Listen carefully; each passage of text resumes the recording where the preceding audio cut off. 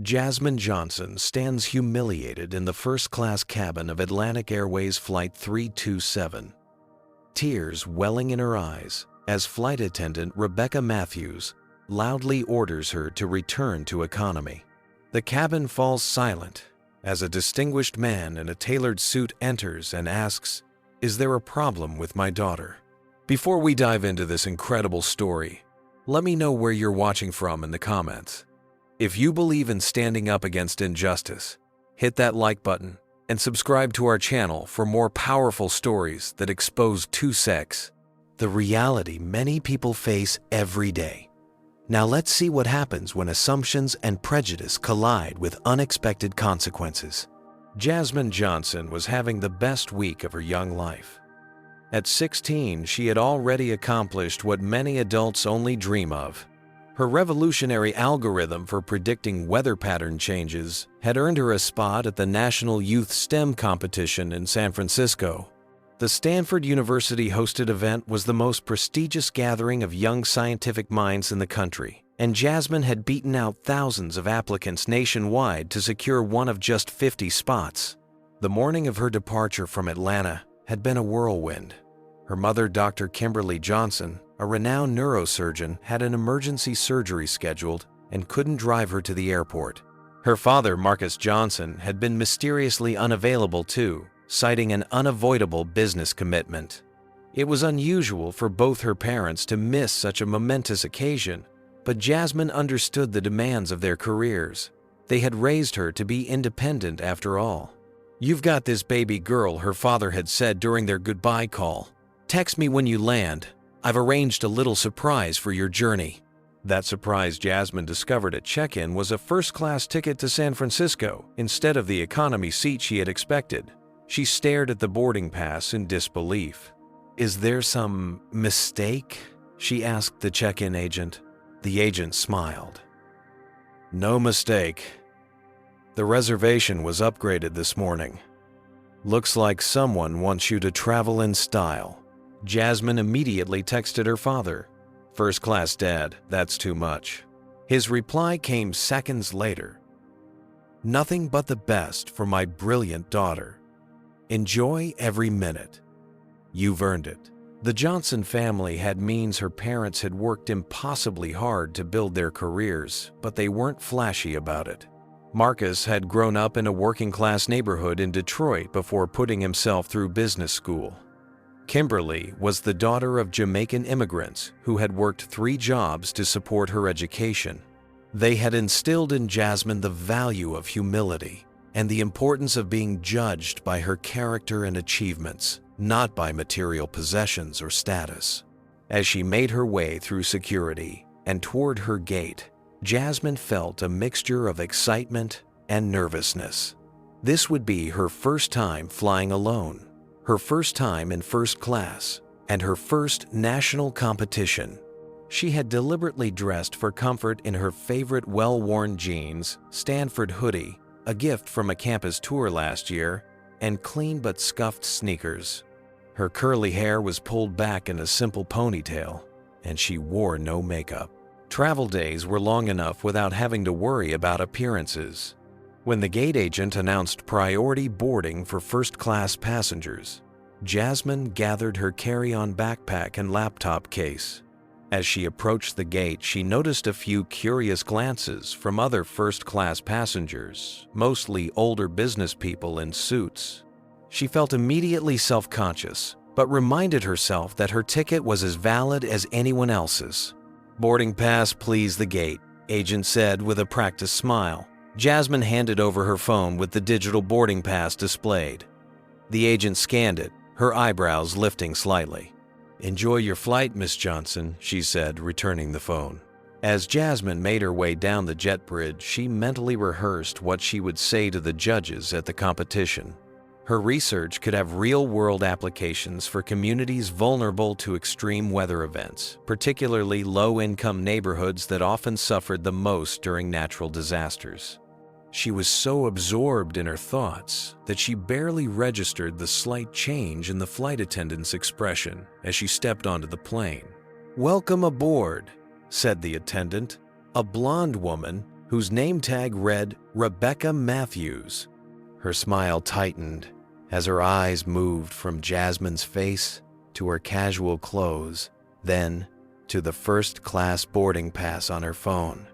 First class is to your right. Jasmine nodded politely and turned toward the first-class cabin, feeling the weight of Rebecca's gaze on her back as she stowed her backpack in the overhead compartment and settled into seat 3 amperes by the window. She couldn't help but notice that Rebecca was warmly greeting the businessman who had boarded behind her, offering to hang up his suit jacket and asking if he'd like a pre-departure beverage. As the cabin gradually filled, Jasmine felt increasingly out of place.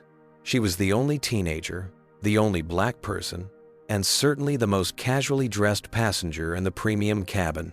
She pulled out her phone, thinking about texting her father to thank him again, when she noticed Rebecca watching her with narrowed eyes. Little did Jasmine know that what should have been the beginning of an exciting journey was about to become a moment that would change not just her life, but the lives of everyone on board. Flight 327.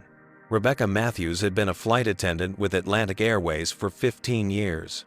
She prided herself on her professionalism, her attention to detail, and what she called her intuition about passengers. In reality, this intuition was a complex web of biases she had never bothered to examine. In her mind, first class had a certain look, a certain type, and Jasmine Johnson didn't fit it. As the pre-departure service began, Rebecca moved methodically through the cabin, offering champagne, orange juice, or water to each passenger. When she reached Jasmine's row, she paused briefly before continuing to the businessman seated across the aisle, completely skipping the teenager. "Excuse me," Jasmine said, politely raising her hand slightly. "May I have some water, please?" Rebecca turned her expression cool. "I'll be with you in a moment," she replied before continuing her service to other passengers. 5 minutes passed, then 10. The beverage cart had made a complete circuit of the first-class cabin, and every passenger had been served, except Jasmine. Finally, as Rebecca passed by again, Jasmine spoke up once more. "I'm sorry, but I still haven't received any water." "Right," Rebecca said, barely pausing. "We're preparing for departure now. Beverages will be available once we reach cruising altitude." The businessman across the aisle, Harold Wilson, raised his half-empty champagne flute with a questioning look. Rebecca gave him a conspiratorial smile and topped off his drink. Jasmine felt a flush of embarrassment, but told herself it was probably just an oversight. She turned her attention to her phone, sending her mother a quick text to let her know she had boarded safely. As passengers continued boarding, Rebecca returned to Jasmine's seat, this time with a more direct approach. "Excuse me, can I see your boarding pass?" she asked, loud enough for nearby passengers to hear. Jasmine pulled up the digital pass on her phone and showed it to Rebecca. Rebecca studied it with exaggerated care. "Yes, that's me," Jasmine confirmed, increasingly uncomfortable with the scrutiny. "And how did you come to be seated in first class today?" Rebecca's tone implied there must be some mistake or mischief involved. The question caught Jasmine off guard. "My father upgraded my ticket. It was a surprise for my trip." Rebecca's lips thinned. "I see. And what is your father's name?" Jasmine hesitated, unsure why this information was relevant. "Marcus Johnson," she finally answered. "I'm not familiar with that name," Rebecca said, as though this were somehow significant. "And you're traveling alone?" "Yes," Jasmine replied, her voice smaller now. "I'm going to a science competition in San Francisco." By this point, several nearby passengers were watching the interaction with varying expressions. Harold Wilson had put down his newspaper and was openly staring. Across the aisle, a Latina woman in a tailored suit, Alicia Diaz, according to the email she was typing on her laptop, had paused her work, clearly listening. In the row behind Jasmine, an elderly white gentleman named Franklin Carter shifted uncomfortably, while a few seats ahead, Tyler Washington, a black businessman in his 30s, glanced back with a frown of recognition. Rebecca leaned in, lowering her voice just enough that her next words wouldn't carry through the entire cabin, but still audible to those nearby. We've had incidents of people trying to sneak into first class before. It's my job to ensure everyone is in their assigned seat. Jasmine felt her face grow hot. I am in my assigned seat. I showed you my boarding pass. Yes, well, sometimes there are. Mix-ups at the gate, Rebecca persisted. Or people find ways to change their seat assignments in the system. Harold Wilson chose this moment to interject. Is there a problem, flight attendant, I couldn't help but overhear? Rebecca turned to him with a much more respectful expression. Just a routine verification, sir. Nothing to worry about.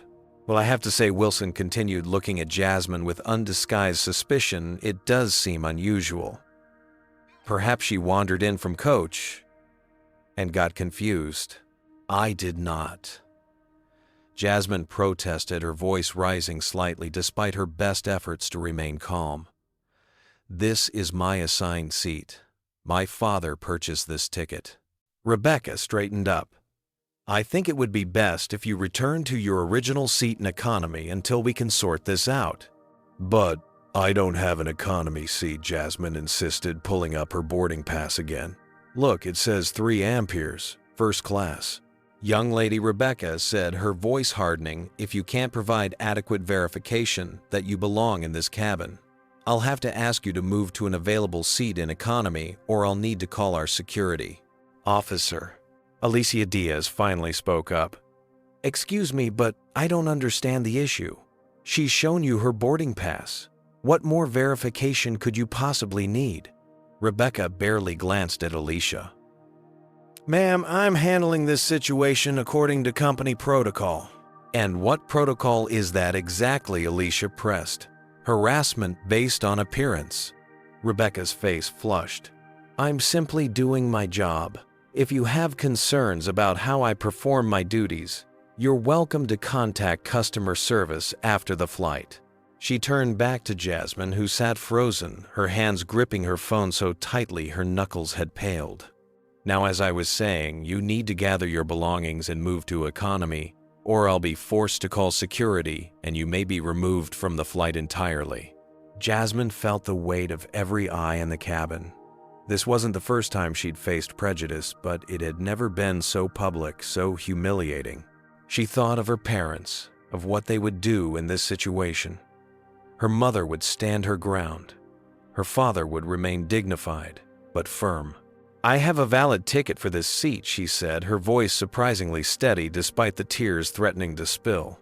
I'm not going anywhere. Rebecca's expression hardened. Very well. She reached for the cabin phone. I'm calling security. As she dialed, Harold Wilson nodded approvingly, while Alicia Diaz shook her head in disgust. Franklin Carter stared fixedly at his hands, and Tyler Washington closed his eyes briefly, as though all too familiar with what was unfolding. Jasmine, feeling a wave of panic, quickly dialed her father's number. The call went to voicemail after 2 rings. Dad, she whispered, her voice cracking slightly. There's a problem on the plane. The flight attendant doesn't believe I belong in first class. They're calling security. I don't know what to... Please put your phone away, Rebecca interrupted sharply. All electronic devices must be in airplane mode for departure. As Jasmine lowered her phone, the full weight of her situation hit her.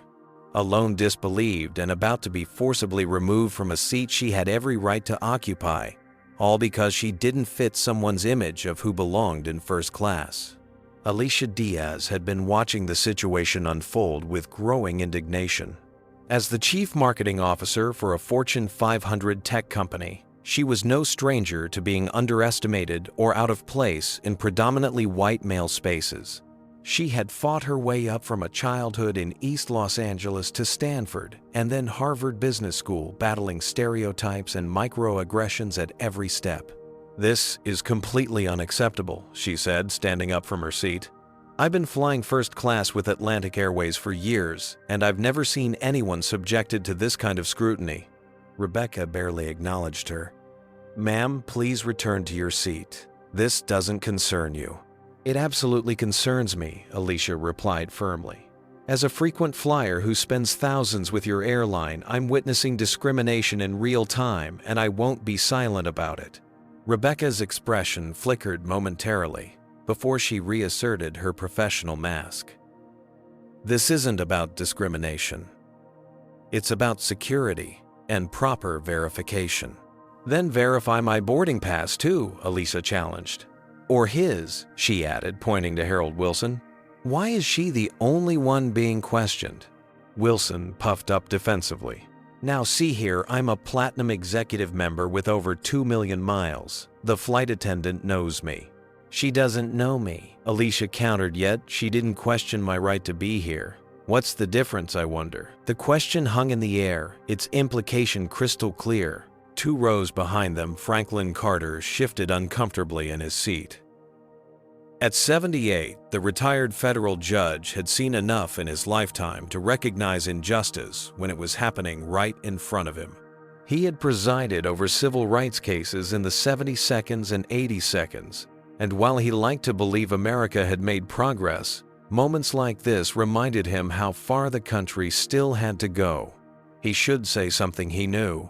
His position and privilege as an elderly white man afforded him a credibility that neither Jasmine nor Alicia would be granted automatically. But he hesitated, telling himself it wasn't his place to interfere, that the airline staff knew their jobs better than he did.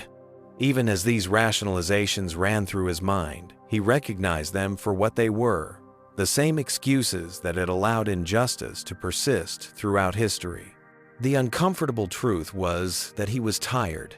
He didn't want conflict, and he was taking the path of least resistance. As he grappled with his conscience, he caught the eye of Tyler Washington, who was watching him with a knowing expression. Tyler himself was in a complex position. As a black executive who had navigated predominantly white corporate spaces his entire career, he was intimately familiar with the calculations Jasmine was being forced to make. Stand up for yourself and risk being labeled angry or difficult, or swallow the injustice and maintain the peace at the cost of your dignity. He had his own reasons for not wanting to get involved. He was heading to San Francisco for a crucial business meeting, and a confrontation that could potentially lead to his removal from the flight would jeopardize everything he'd worked for.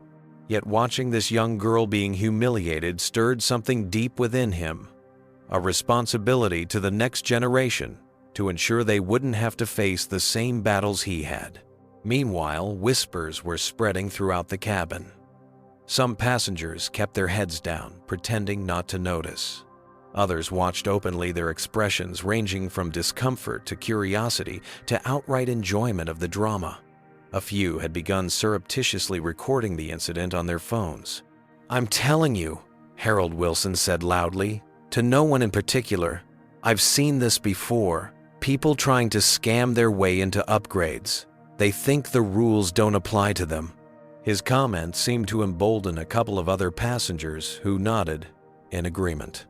The cabin was slowly dividing into factions, those who saw the injustice unfolding, and those who, whether from bias or a desire for a peaceful flight, were siding with Rebecca. "Young lady," Rebecca said, turning back to Jasmine's security, "is on the way. I'll give you one last opportunity to voluntarily move to economy class." Jasmine, fighting to maintain her composure, looked around the cabin, taking in the faces of those who would witness whatever came next. She saw Alicia's outrage, Franklin's discomfort, Tyler's conflicted expression, and Harold's smug certainty. "I'm going to call my father again," she said, reaching for her phone with trembling hands. "I've told you to put that away," Rebecca snapped. "We're about to close the doors for departure." "At least let her make a call," Alicia interjected. "She's a minor, traveling alone. She should have thought about that before attempting to sit where she doesn't belong," Harold muttered, just loudly enough to be heard.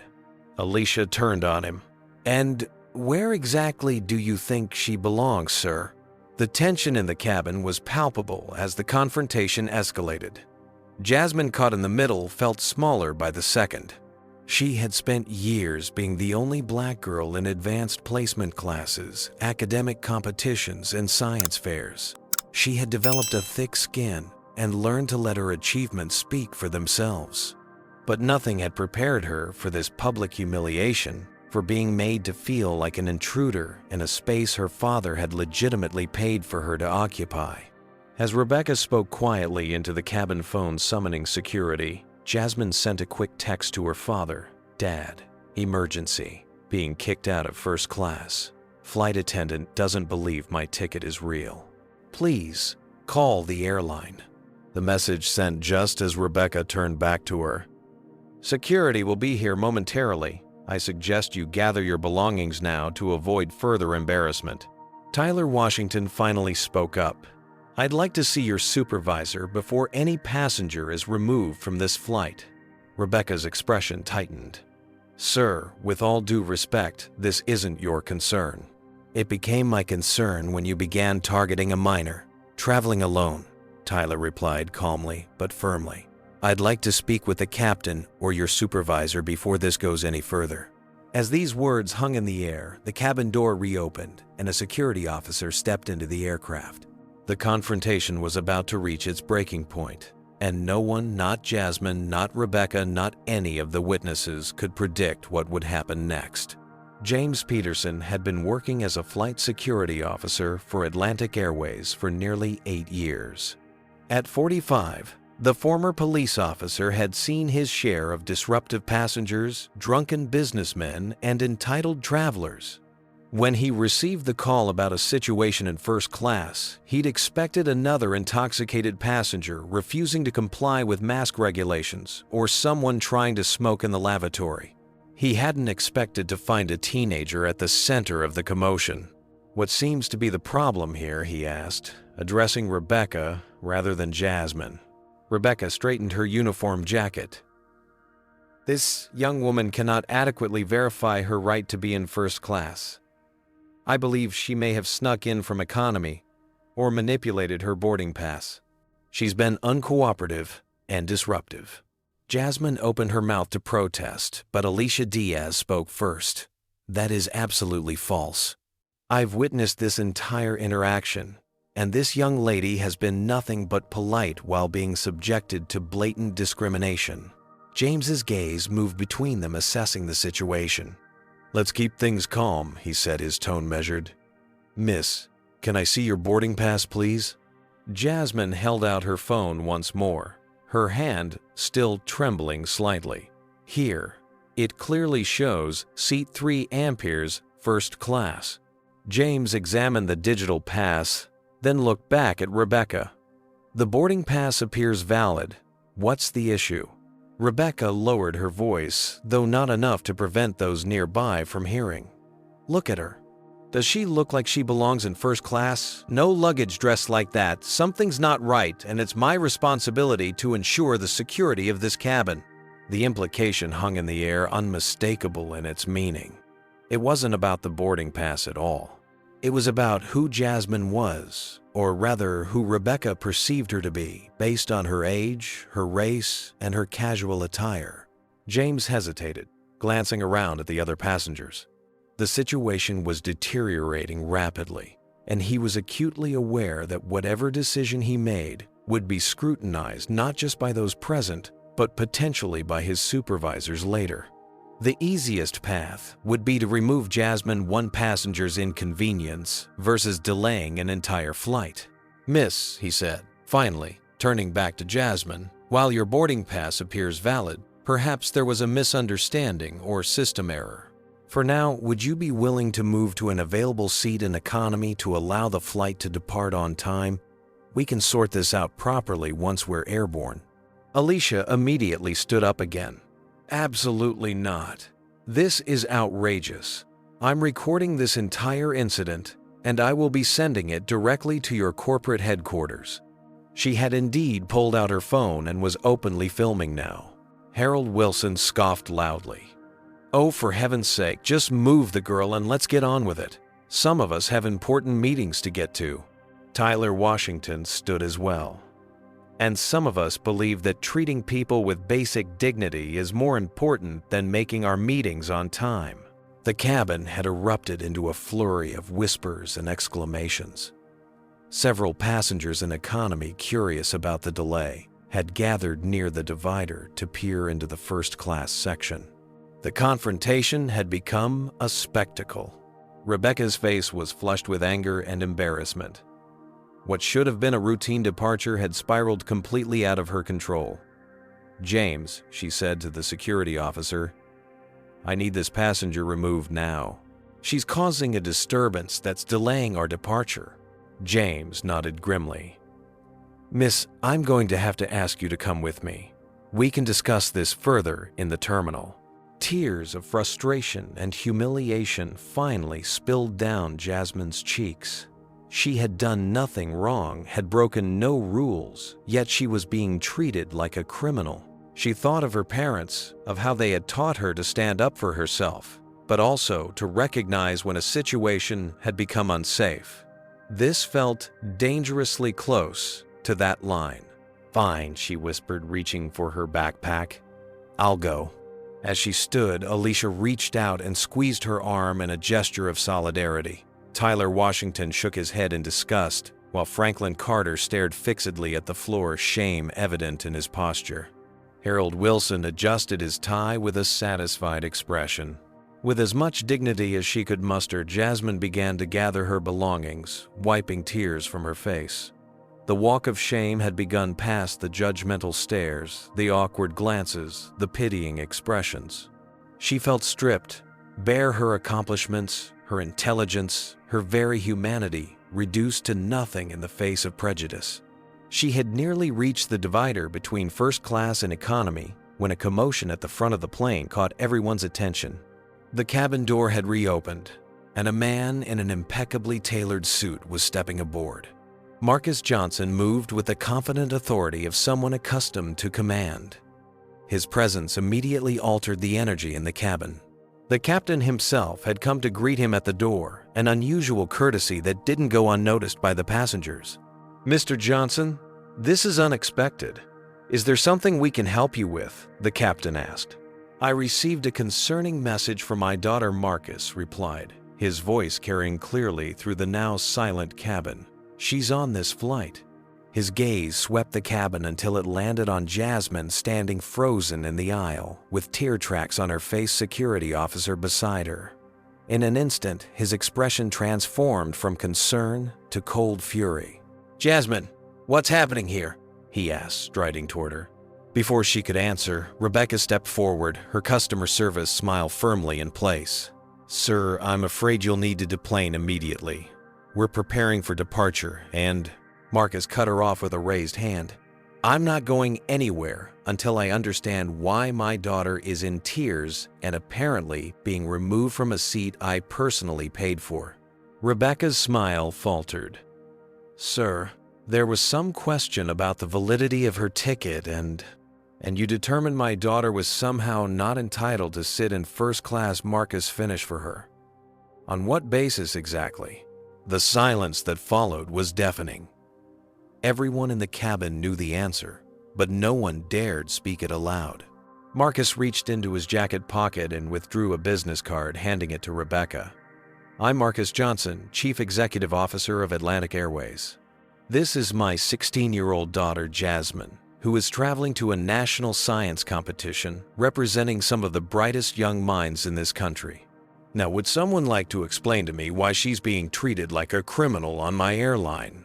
Did you just feel that twist? What would you have done in Jasmine's position? Would you have stood your ground or walked away? Comment number 1 if you believe Rebecca should be immediately fired for her actions, or comment number 2 if you think she deserves a chance to explain herself. Don't forget to hit that like button if you're as shocked as I am by this story. And subscribe for more real-life dramas that expose the prejudices still alive in our society. But wait, what do you think happens next? Will Marcus Johnson's revelation change everything? Or is this just the beginning of an even bigger confrontation? Let's find out. The cabin fell into stunned silence as Marcus Johnson's words registered. Rebecca Matthews stared at the business card in her hand, the Atlantic Airways logo gleaming beneath the cabin lights. Marcus's title, unmistakable Chief Executive Officer. The blood drained from her face. Mr. Johnson the First. There must be some misunderstanding. We were simply following protocol for what Marcus interrupted, his voice dangerously quiet. For passengers who look like my daughter, because I've been running this airline for 7 years. Miss, Matthews and I don't recall any protocol that instructs flight attendants to publicly humiliate teenagers based on assumptions about where they belong. Rebecca's mouth opened and closed without producing sound. Around them, passengers shifted uncomfortably in their seats, the atmosphere electric with tension. Harold Wilson, who had been so vocal in his support of Rebecca's actions, suddenly seemed intensely interested in his phone screen. When he finally looked up, he attempted to salvage his position. Mr. Johnson, sir, we were all just concerned about maintaining the standards of service that make Atlantic Airways so exceptional. I'm sure the young lady understands it was nothing personal. Marcus turned to him, his expression impassive but his eyes cold. And you are? Harold Wilson, sir. Executive Vice President at Meridian Financial. Platinum executive member of your airline's loyalty program for the past decade. He extended his hand with a confident smile. Marcus deliberately ignored the outstretched hand. Mr. Wilson, I suggest you reflect on how your actions contributed to my daughter's distress. Atlantic Airways values all its passengers equally regardless of their age, race, or attire. That's the standard I expect. Wilson's hand dropped, his face reddening. Marcus turned to James Peterson, the security officer who still stood awkwardly beside Jasmine. And you were about to remove my daughter from this flight. James straightened, years of authority response kicking in. Sir, I was responding to a crew member's request for assistance with a passenger. I was trying to de-escalate the situation. By removing the victim, rather than addressing the misconduct, Marcus noted, interesting approach to de-escalation. He gently placed his arm around Jasmine's shoulders. Are you all right? She nodded, wiping away the last of her tears, strength returning to her posture now that she wasn't facing the situation alone. I'm okay, Dad. Marcus addressed the cabin at large. I'd like to apologize to everyone for the delay. This is not the experience we strive to provide at Atlantic Airways.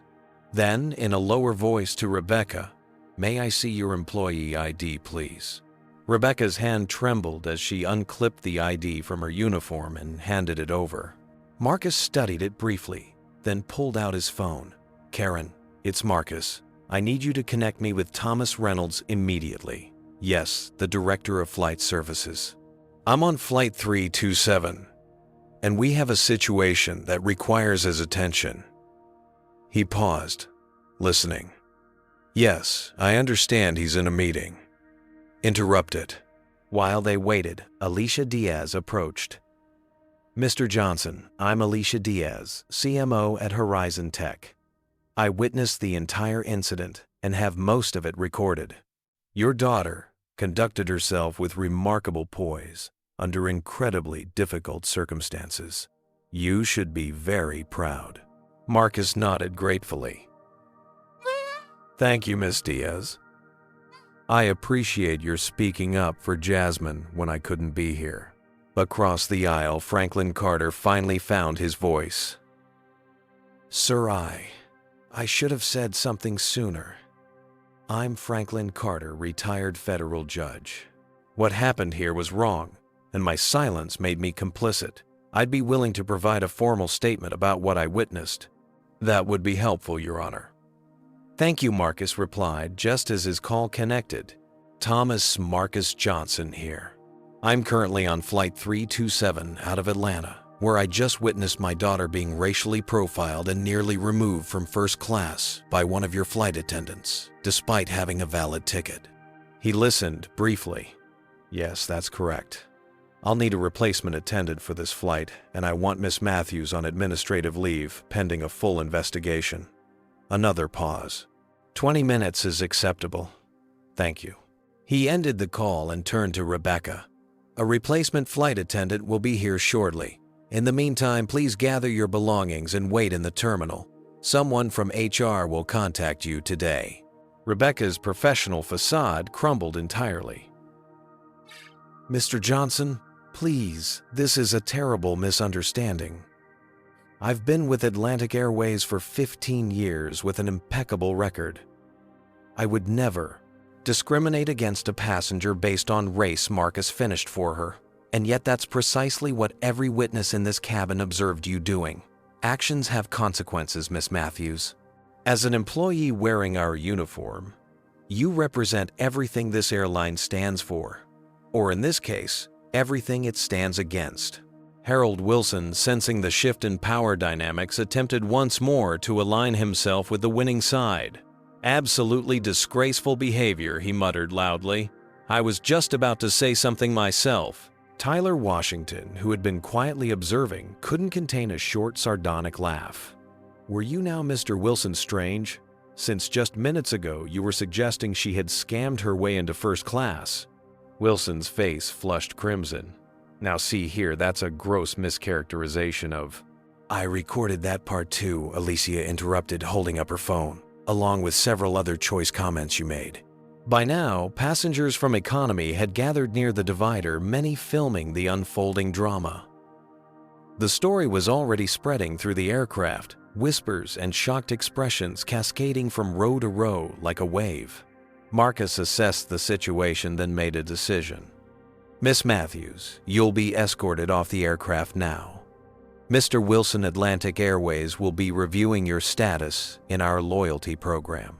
I personally believe that true loyalty includes respecting all of our passengers. He turned to the security officer. Mr. Peterson, please escort Miss Matthews to the terminal and remain with her until HR representatives arrive.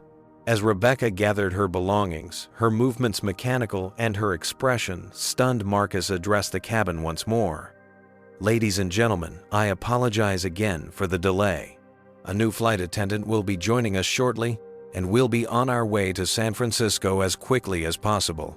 In the meantime, I'd like to thank those of you who spoke up for my daughter, and I hope this incident serves as a reminder that at Atlantic Airways, we judge people by the content of their character, not the color of their skin or the clothes they wear. A smattering of applause broke out among the passengers, growing stronger as more joined in. Rebecca Matthews walked down the aisle, and off the plane her 15-year career effectively ended by 15 minutes of unchecked bias. As the cabin door closed behind her, Marcus turned to Jasmine. I'm so sorry you had to experience that, sweetheart. She hugged him tightly. Thanks for coming, Dad. But how did you know? And how did you get here so fast? Marcus smiled. Your text came through just as I was finishing a meeting at the Atlanta corporate office. I was already at the airport. He lowered his voice. And the mysterious, unavoidable business commitment that kept me from driving you. I was planning to surprise you by being on this flight all along, just seated in the back so you could have your independence. I wanted to be there for your big moment without hovering. Jasmine laughed through residual tears. So much for that plan. Indeed, Marcus agreed. Now I should probably get back to my seat in economy before they bring in the new flight attendant. Wait, Jasmine said. Stay in first class with me, please, just for this flight. Marcus hesitated only briefly before nodding. I think I can make an exception to our usual low-key approach just this once. As they settled into their seats, the energy in the cabin had transformed. What had begun as a scene of discrimination and humiliation had become something unexpected. A powerful lesson in consequences, accountability, and the importance of speaking up against injustice. The replacement flight attendant arrived 15 minutes later, apologizing profusely to both Marcus and Jasmine before delivering impeccable service to every passenger for the remainder of the flight. The journey to San Francisco continued, but for everyone on board, Flight 327, something fundamental had changed. They had witnessed both the ugly reality of everyday racism and the rare satisfaction of seeing it confronted and defeated in real time. What none of them realized yet was that this incident contained within the metal tube of a commercial aircraft at 30,000 feet would soon break free of those confines and ripple through the corporate world in ways no one, not even Marcus Johnson, could fully anticipate. As Flight 327 reached cruising altitude, an uneasy calm settled over the first-class cabin. The replacement flight attendant, Michael Chen, moved through the space with practiced efficiency, his service impeccable and absolutely equal for every passenger. The contrast with Rebecca Matthews' behavior was striking and not lost on anyone. Jasmine sat quietly next to the window, her father beside her, in what should have been another passenger seat. The airline had quickly accommodated the CEO's presence, moving the displaced passenger to a premium seat in economy with profuse apologies and generous compensation. "You're being awfully quiet," Marcus observed softly as Michael served them drinks. "What's going on in that brilliant mind of yours?" Jasmine stared at the clouds below her reflection ghostly in the window. "I keep thinking about what would have happened if you hadn't shown up. If I'd just been Jasmine Johnson, regular black girl, not Jasmine Johnson, daughter of the CEO." Marcus considered this, his expression somber. "It's a valid question, one I've thought about many times throughout my career. I've dealt with microaggressions before," Jasmine continued. "The surprised looks when I win science competitions. Teachers assuming I need extra help until they see my test scores. But this was different. This was so public. So humiliating." Marcus nodded, anger flashing in his eyes again before he controlled it. "What you experienced is something most Black Americans face at some point, regardless of their achievements or status. The difference is usually there's no recourse, no immediate justice." He paused. "I'm sorry you had to learn that lesson this way, but I'm even more sorry that the lesson still needs to be learned at all." "How do you handle it?" Jasmine asked. "Knowing that no matter what you accomplish, some people will always see your skin first." "With dignity," Marcus replied without hesitation. "The same dignity I saw in you today, even with tears on your face. We can't control how others perceive us, but we can control how we respond." He smiled slightly. "And occasionally, when we're in a position to create consequences for discriminatory behavior, we do that too." Their conversation was interrupted by Alicia Diaz, who approached with an apologetic smile. "I'm sorry to intrude, but I wanted to properly introduce myself."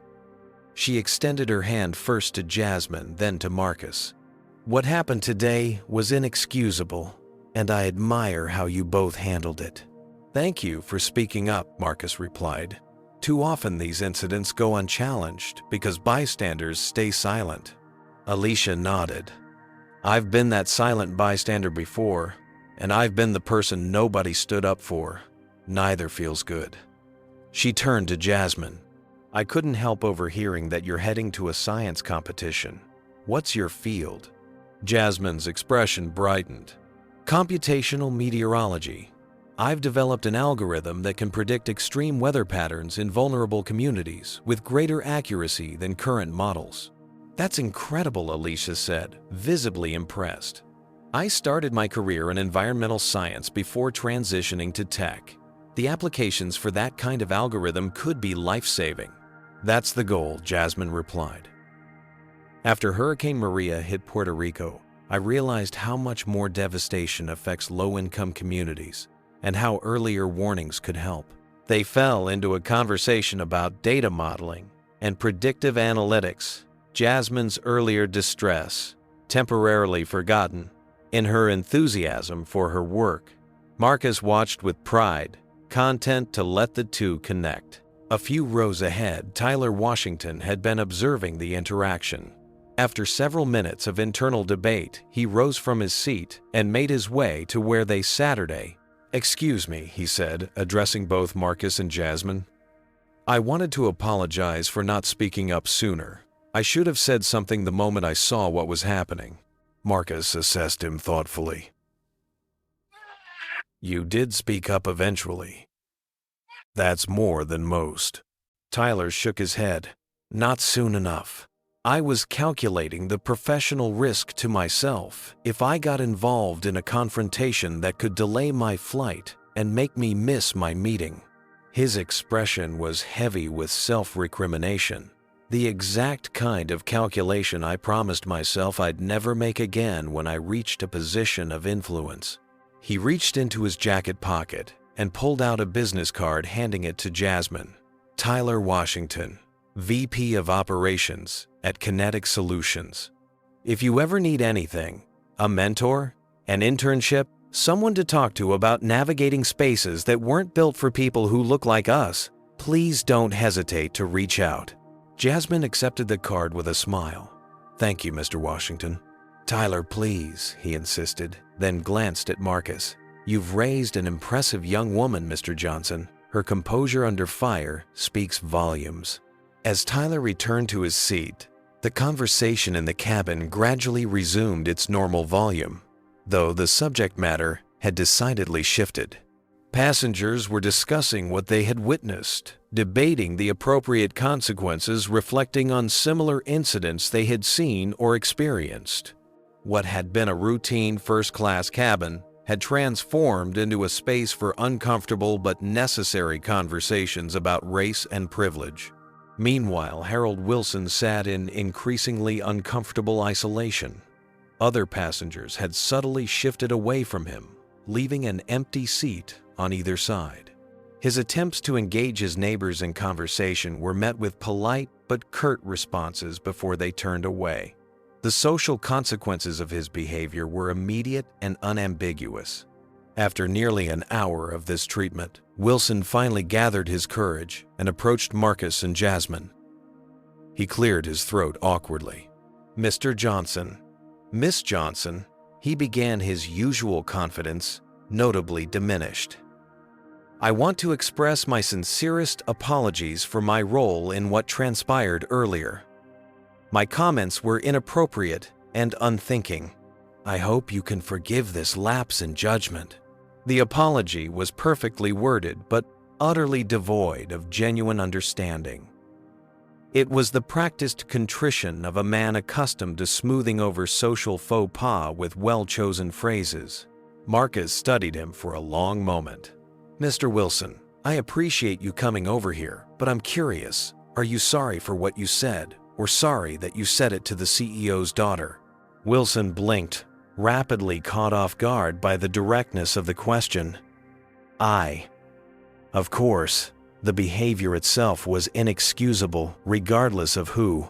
Because Marcus continued calmly, if it had been any other young black person sitting in that seat, someone without connections or power, or a father who could immediately rectify the situation, would you still be here apologizing?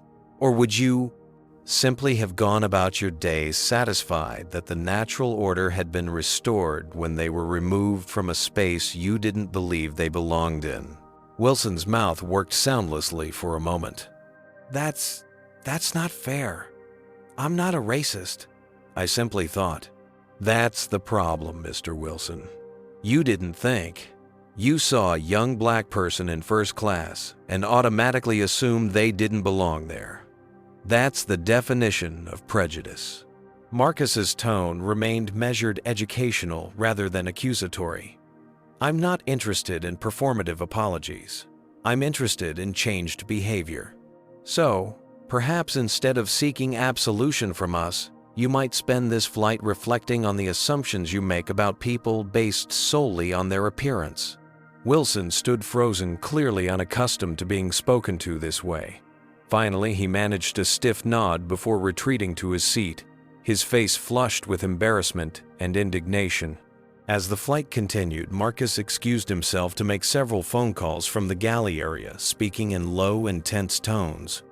When he returned to his seat, Jasmine gave him a questioning look. Just setting a few wheels in motion, he explained cryptically. What happened today isn't just about one flight attendant's behavior. It's about a culture that allowed her to believe that behavior was acceptable. and a system that might have protected her if circumstances had been different. "Are you going to fire her?" Jasmine asked directly. Marcus considered the question carefully. "That's not a decision I'll make unilaterally. There will be an investigation, and HR will follow our established protocols. But I will ensure that whatever action is taken addresses the root issues, not just the symptoms." Jasmine nodded, satisfied with the answer. As they settled back into comfortable conversation, with Alicia occasionally joining in, the flight continued its journey westward. Outside, the landscape below transformed from the lush green of Georgia to the golden plains of the Midwest and eventually to the rugged mountains of the West. Inside the aircraft, a different kind of transformation was taking place, one that would continue long after Flight 327 touched down in San Francisco, rippling outward to affect not just those on board, but an entire corporate culture. And perhaps in some small way, the broader conversation about race and belonging in America. The Atlantic Airways corporate headquarters in Atlanta buzzed with unusual activity for a Saturday. Executives who had been enjoying weekend plans with their families found themselves rushing to the office, hastily dressed and clutching travel coffee mugs. The boardroom on the top floor, usually reserved for quarterly meetings and major announcements, was being prepared for an emergency session. Thomas Reynolds, Director of Flight Services, and Rebecca Matthews, Ultimate Superior, paced nervously by the floor-to-ceiling windows. His reflection showed a man in his 50s with prematurely white hair and the harried expression of someone whose weekend had just imploded. His phone buzzed with yet another message from the PR department requesting his presence at their crisis management meeting immediately following the board session. The door opened, and Vanessa Clark, Chief Operations Officer and Marcus Johnson's second-in-command, entered with a tablet in hand. "The video's gone viral," she announced, without preamble. "Over 2 million views already. Number Atlantic Airways racism is trending nationwide." Thomas groaned. "How bad is it?" "It shows everything from the moment Rebecca confronted Jasmine until Marcus revealed himself," as CEO Vanessa replied. "The passenger who recorded it, Alicia Diaz, has 20 million followers across her social platforms. She's a respected tech executive with a history of speaking out about workplace discrimination." "Perfect," Thomas muttered sarcastically. "Any statement from Matthews yet?" "Her union rep has advised against public comments during the investigation, but she's telling colleagues it was a simple misunderstanding blown out of proportion." Vanessa's expression made it clear what she thought of that defense. "HR has her on paid administrative leave pending the outcome of our investigation." The boardroom gradually filled as more executives arrived. The tension was palpable. This was not a routine corporate crisis. It touched on issues that were simultaneously deeply personal and broadly systemic, with implications that extended far beyond public relations damage control. At precisely 2:00 p.m., Marcus Johnson entered the room. Everyone immediately fell silent. "I appreciate you all coming in on short notice." He began, taking his seat at the head of the table. "As you're aware, an incident occurred this morning on Flight 327 that raises serious concerns about our corporate culture, our training procedures, and our commitment to the values this airline claims to uphold." He recounted the events dispassionately, his CEO persona firmly in place despite the personal nature of the incident. When he finished, he looked around the table. Questions.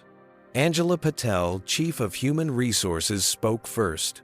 "I've reviewed Ms. Matthews' personnel file. There have been 3 previous complaints about similar behavior, all from passengers of color who felt they were treated differently than white passengers in first class. None resulted in disciplinary action." A murmur ran through the room. "Why not?" Marcus asked, his tone deceptively mild. Angela shifted uncomfortably. "The investigations concluded there was insufficient evidence of bias. The complaints were categorized as customer service issues rather than discrimination incidents." "And who conducted those investigations?" "Her direct supervisor, James Miller. In consultation with the regional manager, Marcus nodded thoughtfully. So, we have a pattern of behavior that was identified, reported, and then essentially dismissed by the same management structure that was responsible for her training and supervision. This isn't just about Rebecca Matthews. This is a systemic failure. No one could argue with that assessment. The implications hung heavily in the air. Robert Chen, Chief Marketing Officer, cleared his throat. From a brand perspective, we're facing significant damage. Our internal metrics show a 43% negative sentiment shift on social media in the past 4 hours. Booking inquiries have dropped 28% compared to the same period last week. I'm less concerned about the short-term financial impact than the long-term cultural implications, Marcus replied. But I understand the business realities. What's your recommendation? We need to go beyond the standard PR playbook, Robert said firmly. A generic apology and promise to do better won't cut it. We need concrete, visible actions that demonstrate genuine commitment to change. The discussion continued, growing increasingly heated as executives debated various approaches. Some advocated for swift, decisive action, immediate termination of Matthews, and any supervisors who had dismissed previous complaints. Others cautioned against reactive measures that might create legal vulnerabilities or appear performative rather than substantive. Throughout the debate, Marcus remained mostly silent, listening carefully to each perspective. Only when the conversation began to circle back on itself did he intervene. We seem to be focusing on how to manage the public perception of this incident, he observed. That's necessary, but insufficient. I'm more interested in how we ensure it never happens again, not just with Rebecca Matthews, but with any employee who might share her biases. He stood and walked to the window, gazing out at the Atlanta skyline. When I became CEO of this airline 7 years ago, I spoke about making Atlantic Airways a leader, not just in customer service and profitability, but in equity and inclusion. I talked about building a corporate culture that reflected the diversity of the communities we serve. Turning back to face the room, his expression was resolute. Today made it abundantly clear that we've failed in that mission. The systems we put in place to identify and address discrimination were inadequate at best, complicit at worst. The training we provide clearly isn't translating into behavior change.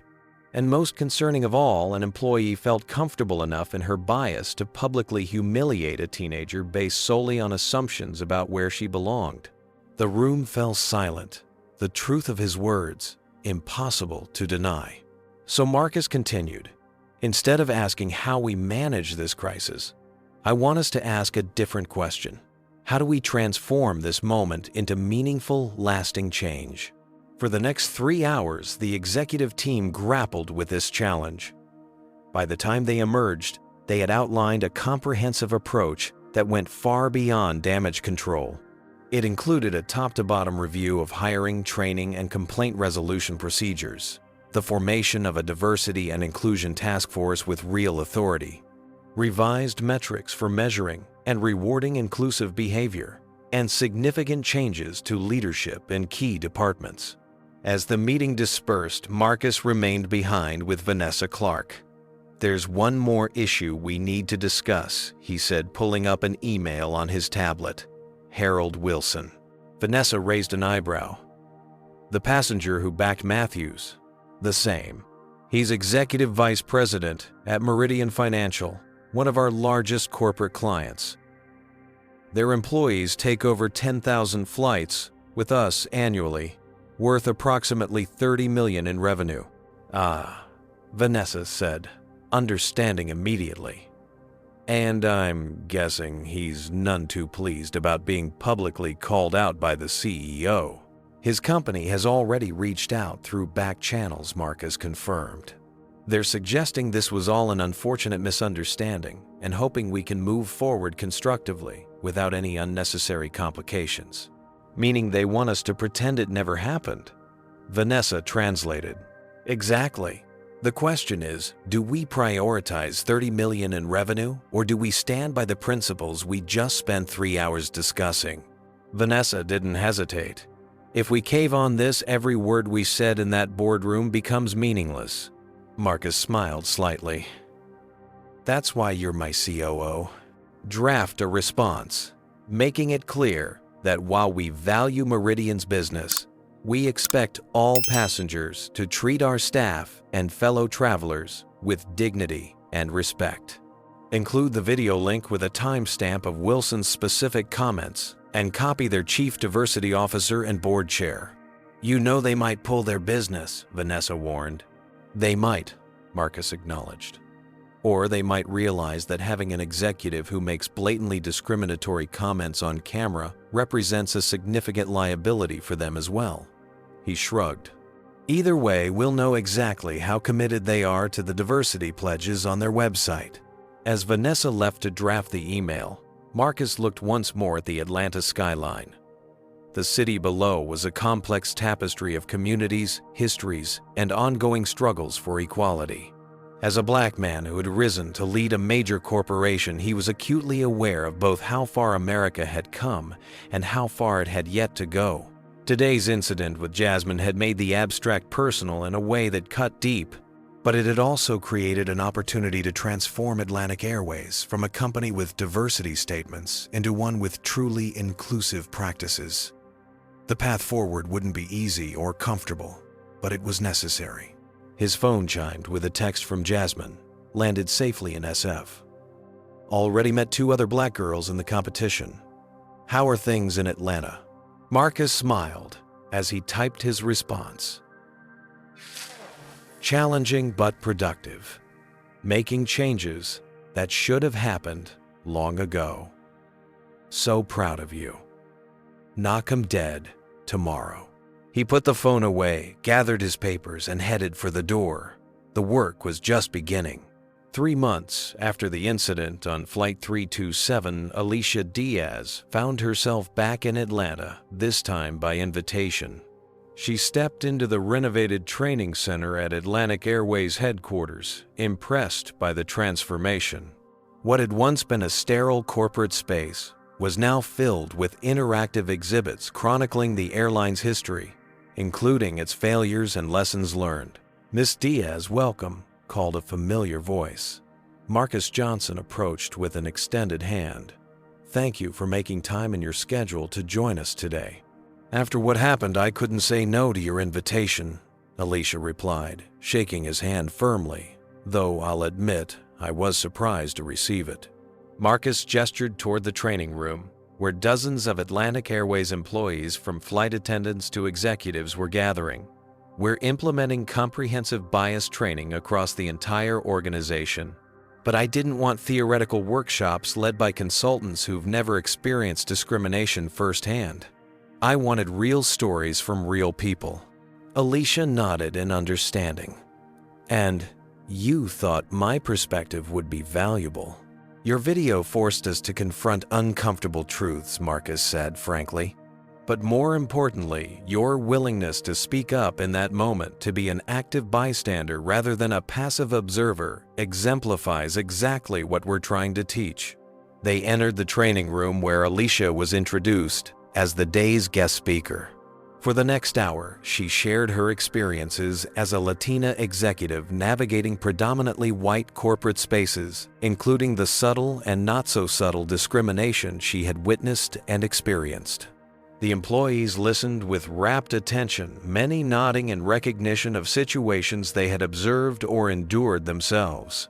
When I saw what was happening to Jasmine, Alicia concluded, I knew I had 2 choices. I could mind my own business and remain comfortable, or I could speak up and risk conflict. What made the difference was remembering all the times no one spoke up for me. After the session, as employees broke into discussion groups, Marcus gave Alicia a tour of the changes implemented since the incident. The transformation went far beyond sensitivity training.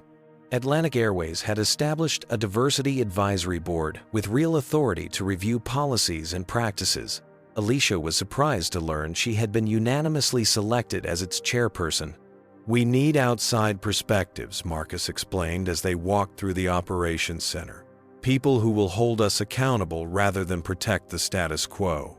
The tour continued to the customer service department where a completely revamped complaint system had been implemented.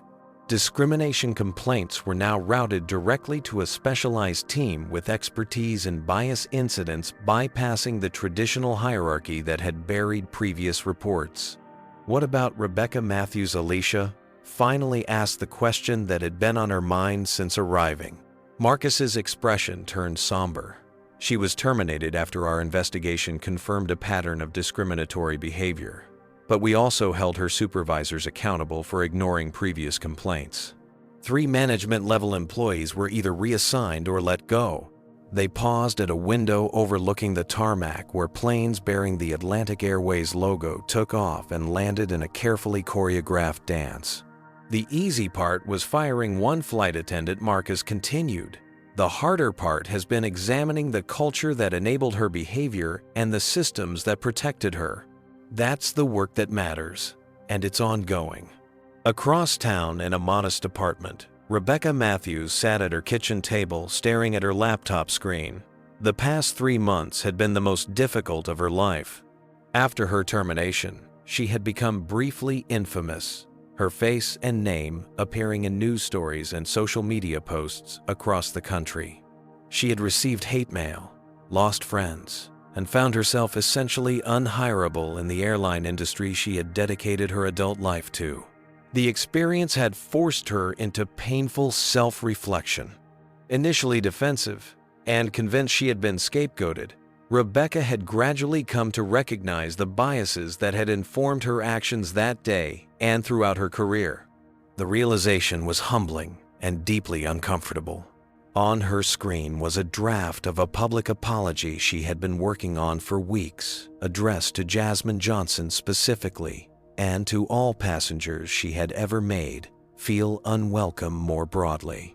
She hadn't yet found the courage to send it, unsure if it would be received as genuine contrition or dismissed as damage control.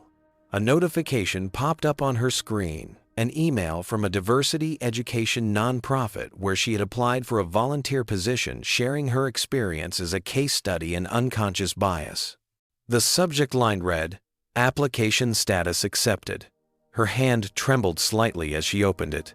Meanwhile, in downtown Atlanta, Tyler Washington was hosting the inaugural meeting of Wingspan, a mentorship program for minority youth interested in aviation careers. The conference room at Kinetic Solutions was filled with 20 high school students, all from underrepresented backgrounds, all brilliant and full of potential. "The aviation industry isn't just pilots and flight attendants," Tyler explained as he moved through his presentation. "It's engineers, air traffic controllers, operations specialists, customer service professionals, business strategists, marketers, and yes, executives and CEOs." His gaze swept over the eager faces. "Some doors that were closed to previous generations are now open, but you'll still face obstacles and biases. My job, our job, is to help you navigate those challenges and ensure your talent isn't overlooked because of who you are or where you come from." The program had come together remarkably quickly after Tyler had shared his idea with Marcus Johnson.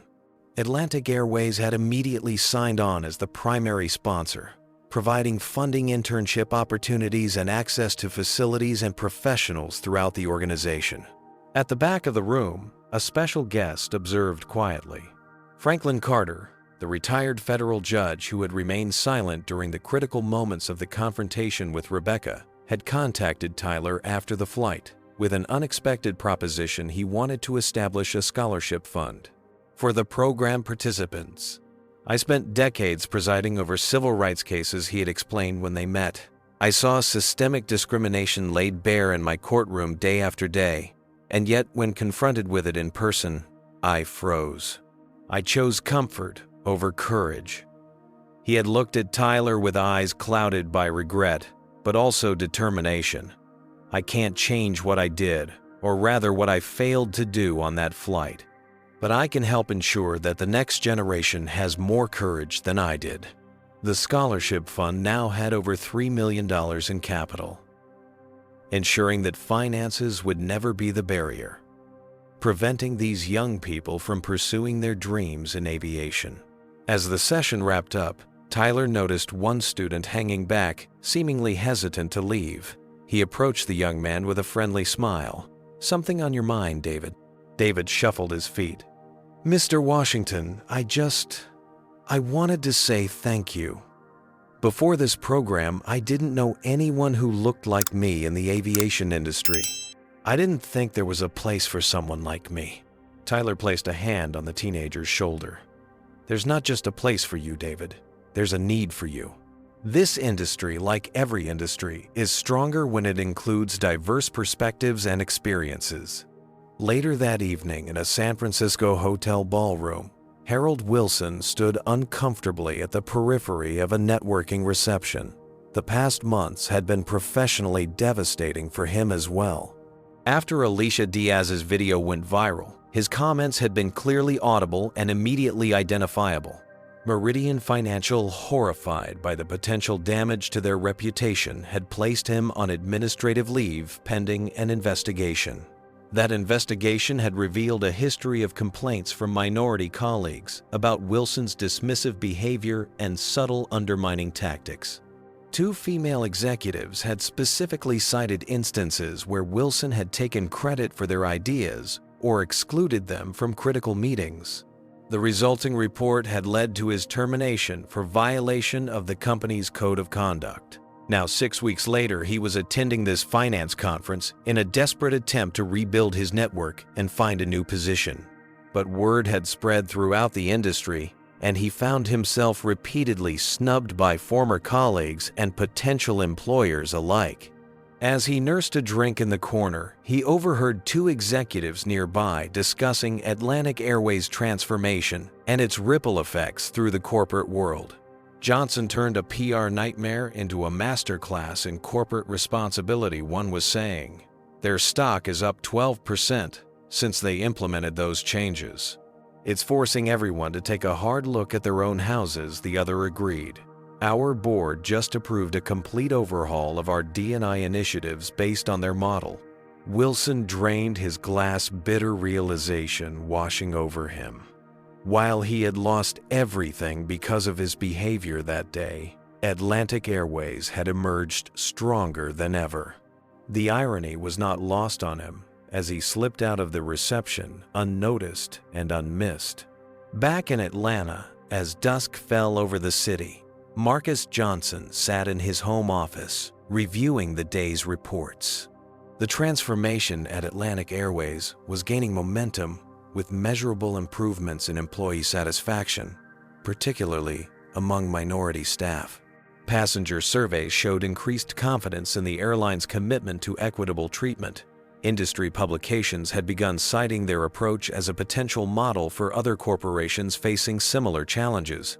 But for Marcus, the most significant change wasn't captured in any corporate metric or financial report.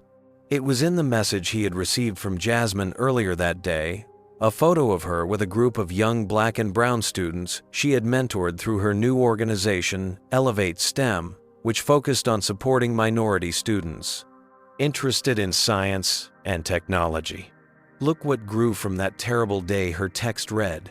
"Sometimes the worst moments lead to the best beginnings." Marcus smiled at the wisdom of his daughter, who at 17 had already learned a lesson that many never grasp. In a lifetime, that transformation often begins with confrontation, that growth requires discomfort, and that justice, though slow and imperfect, is always worth fighting for. As he closed his laptop, Marcus reflected on how a single incident on a single flight had catalyzed changes that were now rippling outward in ever-widening circles, touching lives, transforming institutions, and perhaps in some small but a significant way, bending the long arc of history just a little more firmly toward justice. 1 year later, Jasmine Johnson stood in the bustling terminal of San Francisco International Airport, her Stanford University ID card hanging on a lanyard around her neck. At 18, she carried herself with a quiet confidence that hadn't been present when she'd first flown here on that fateful day. Now, a freshman studying atmospheric sciences with a minor in social justice, Jasmine had found her voice and her purpose. Her algorithm had won first place at the national competition, leading to publication in a prestigious scientific journal and a feature in Time magazine's Next Generation Leaders issue. But more importantly, the experience on Flight 327 had reshaped her understanding of her own power and responsibility. As she approached the gate for her flight back to Atlanta for spring break, Jasmine noticed how different the atmosphere felt. The Atlantic Airways gate agents were a visibly diverse group, and the boarding process proceeded with a kind of attentive inclusivity that felt deliberate rather than performative. When first-class passengers were called Jasmine, now dressed in Stanford sweats and sneakers, looking every bit the college student presented her boarding pass without a trace of the anxiety she had felt a year ago. "Welcome aboard." Miss Johnson greeted the flight attendant, a young man whose name tag read, "Michael Stevens. Seat 3 Amperes is on your right." Jasmine thanked him and made her way to her seat, the same one she had occupied during that life-changing flight. As she stowed her backpack and settled in, she couldn't help but reflect on how much had changed and how some things remained painfully the same. Her organization, Elevate STEM, had grown from a small student club to a national network with chapters at universities across the country. They provided mentorship resources and community for minority students pursuing careers in science and technology. The work was challenging but deeply rewarding, especially when she received messages from young Black and brown students who saw themselves represented in STEM fields for the first time. She was pulled from her thoughts by the flight attendant's return. "Excuse me, Miss Johnson," Michael said quietly. "I hope this isn't inappropriate, but I recognized your name from the passenger manifest. I wanted to thank you." Jasmine looked up in surprise. "Thank me? For what?" Michael glanced around to ensure they weren't being overheard. "Your story, what happened on that flight a year ago, it changed everything. Not just at Atlantic Airways, but for people like me." He gestured subtly to himself, a young Black man in a profession where he remained a minority. "I left a corporate job to become a flight attendant after following the changes your father implemented. I wanted to be part of that transformation." Jasmine was momentarily speechless. It had never occurred to her that her humiliating experience had inspired others to take action to reclaim spaces where they had previously felt unwelcome. "That means a lot," she finally said. "Thank you for telling me." Michael smiled.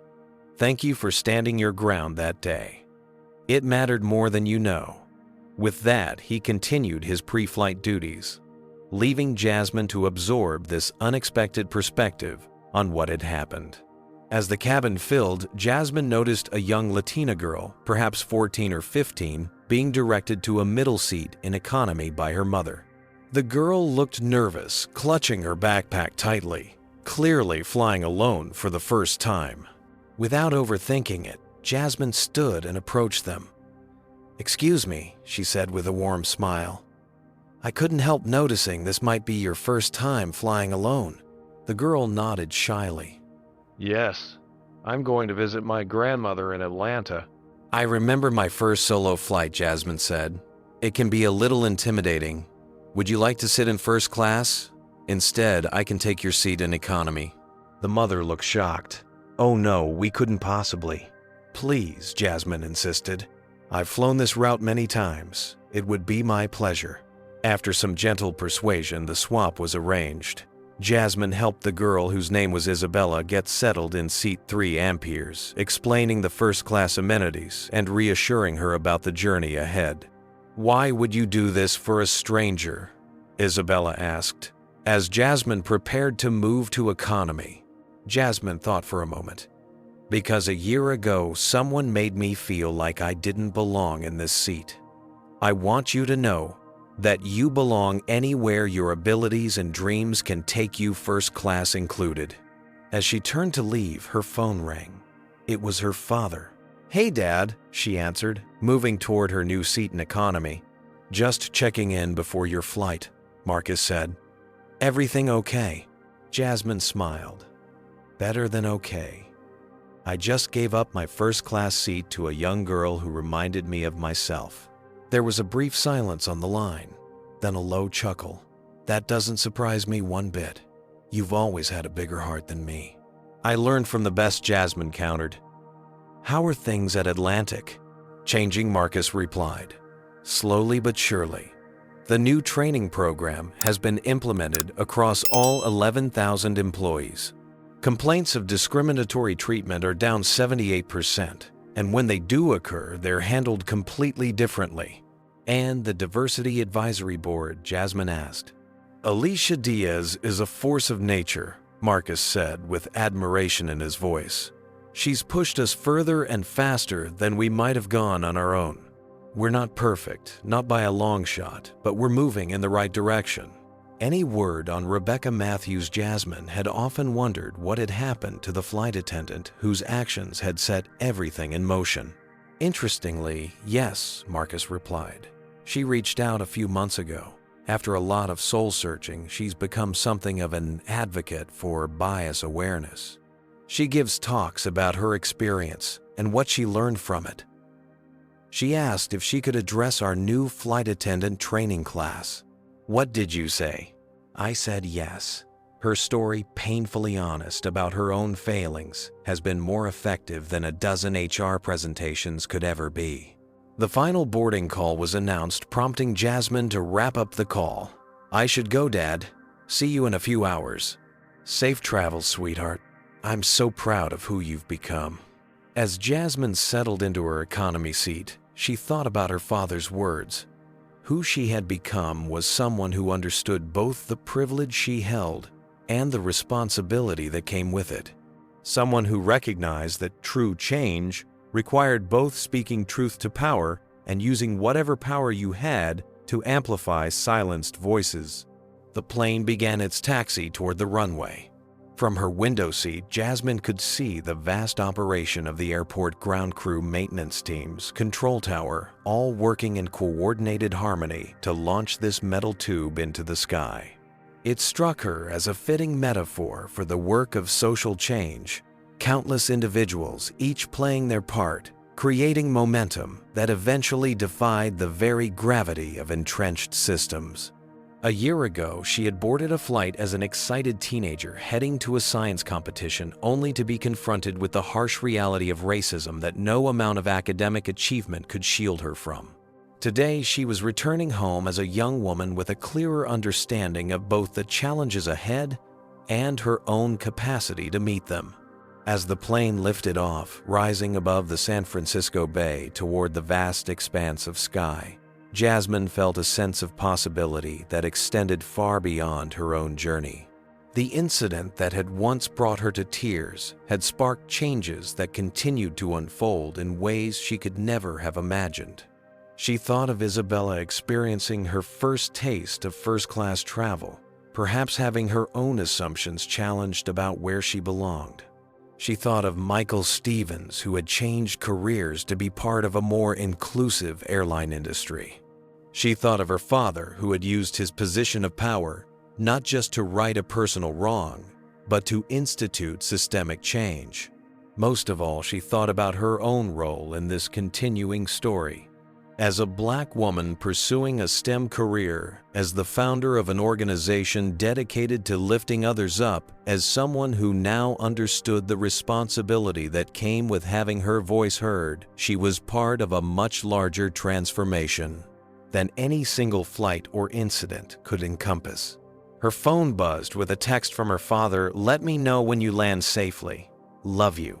Jasmine smiled as she replied, their relationship stronger now than it had ever been. They had always been close, but the shared experience of confronting injustice together had forged a deeper understanding between them, a recognition that their individual struggles were part of a collective journey toward a more equitable world. As the plane reached cruising altitude and the seatbelt sign dinged off, Jasmine pulled out her laptop to review her presentation for the upcoming TEDx talk she would be giving at Stanford. The title slide read, From confrontation to transformation, how one moment changed an industry, she had come to understand that change rarely happened through comfort or convenience. It happened in moments of crisis when people were forced to confront uncomfortable truths. It happened when individuals like Alicia Diaz chose to speak up rather than remain silent, when leaders like her father chose accountability over defensiveness, and when institutions recognized that diversity wasn't just about optics, but about fundamentally reimagining who belonged in spaces of power and privilege.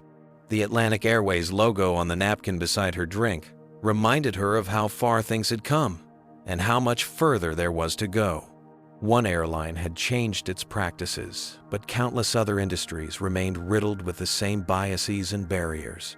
Her work, she knew, was just beginning. As the flight attendants began the beverage service, Jasmine closed her laptop and gazed out the window at the endless horizon. Sometimes, transformation began with a single moment of injustice, a single act of courage, a single voice refusing to be silenced.